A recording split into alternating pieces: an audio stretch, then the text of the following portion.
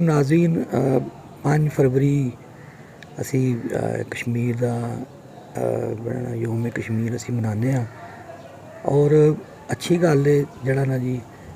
कोई 60 साल मेरी उम्र हो गई और मेरे हाल 6-7 साल की उम्र मैं भी इन्होंने जलसियां जुलसियां जाना शुरू कर दिता ही जाके वेखना तो एक ही होंगे जी तो यानी ज़्यादा ना लाओ जन 50 साल तो मैं भी ये योम कश्मीर मना ही रहा वहाँ तो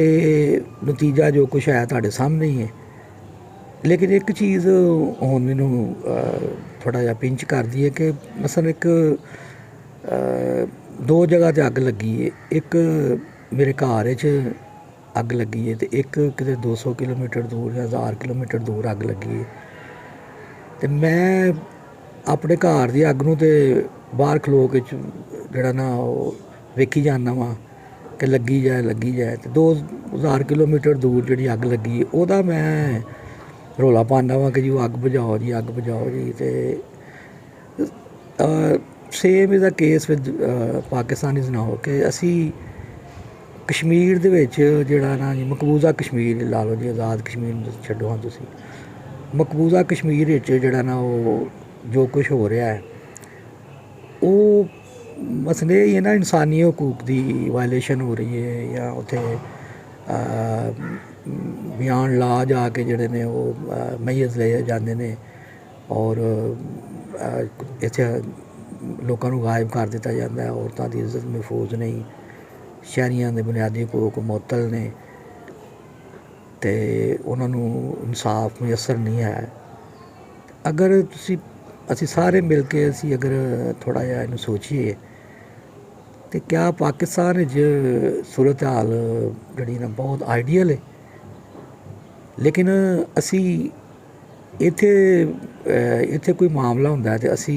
जमातां वंड जाने असी फिरकियां वंड जाने और असी जड़ा ना जी अपनी अपनी चलो वो ही हो रहा ना हो रहा ना लेकिन कश्मीर की सानू बड़ी फिक्र होनी चाहिए। लेकिन क्या ये ज़रूरी नहीं कि पहला असी अपनी भी कोई फिक्र करिए कि इत्थे साढ़े कोल की जड़ा ना हो रहा है तो ये वास्ते भी असी कोई जड़ा ना एक इज्तमाही इलाहा अमल अख्तियार करिए। मैनू बड़ी चंगी तरह याद है मैं छोटा जिहा होंदा सा ते मैं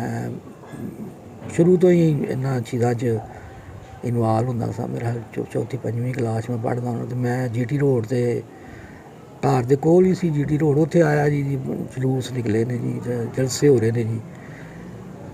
तुसी शेरां वाले बाग ते गोंदां वाले अड्डे दे दरम्यान जिहड़ा ना 5 स्टेज लगे सन वक्खरे वक्खरे। जमात इस्लामी का वक्खरा लगा सी,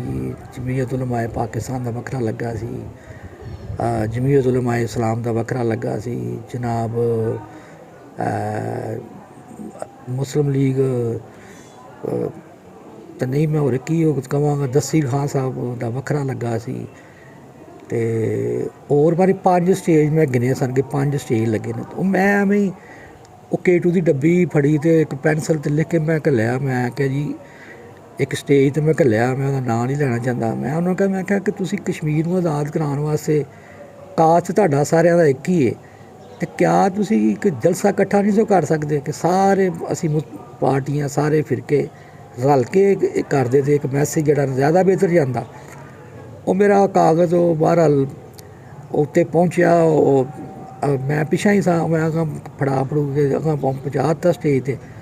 उन्हें ये कहा उन्हें कहा जी वो जी अपना अपना एक होंदा है अपने तरीका होंदा है अपना यानी उन्हें कोई तसल्ली बख्श जवाब नहीं दिता तो वो बहरहाल उन्होंने क्या ये जिन्हें भी घल्लिया रुका तो वो बस गल तो ठीक है पर तरीकाकार जड़ा ना वो इंज है तो सानू जमात ने इंज किया तो सानू जमात ने इंज किया। मकसद ये कि यानी कि बंदा जड़ा असी एक मतलब छुट्टी करके तो मोस्टली जड़े ने छुट्टी नूं इंजॉय कर रहे होंदे ने ते बाकी जड़े ने कोई थोड़ा बहुता करने वाले होंदे ने वो किधरे अपनी दुकानदारी किधरे अपनी दुकानदारी। 2 मेरियां गुजारिशां ने कौम के कि एक तो समझिए कि दिन जड़ा ना एक मनाने तो कश्मीरियों की आज़ादी वास्ते उन्होंने हकूक वास्ते तो एक तो इजतमाही तौर पर सारे मिल के दिन मनाइए तो दूसरे जड़ा ना वो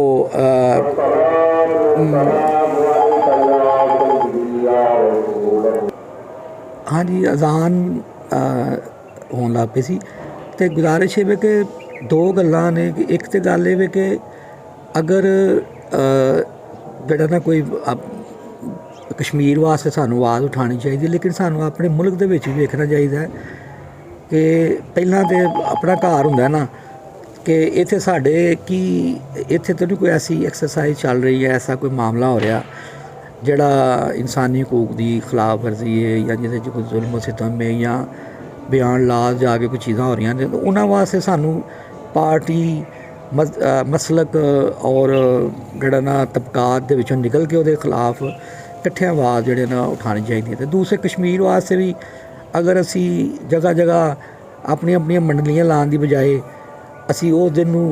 ਇਕੱਠਿਆਂ ਮਨਾਈਏ ਤਾਂ ਉਹਦਾ ਜ਼ਿਆਦਾ ਮੈਸੇਜ ਜਿਹੜਾ ਨਾ ਉਹ ਅੱਛਾ ਜਾਏਗਾ ਪੂਰੀ ਦੁਨੀਆ ਦੇ ਉੱਤੇ ਜਿਹੜਾ ਨਾ। ਬਹੁਤ ਸ਼ੁਕਰੀਆ ਜੀ, ਅੱਲਾ ਹਾਫਿਜ਼।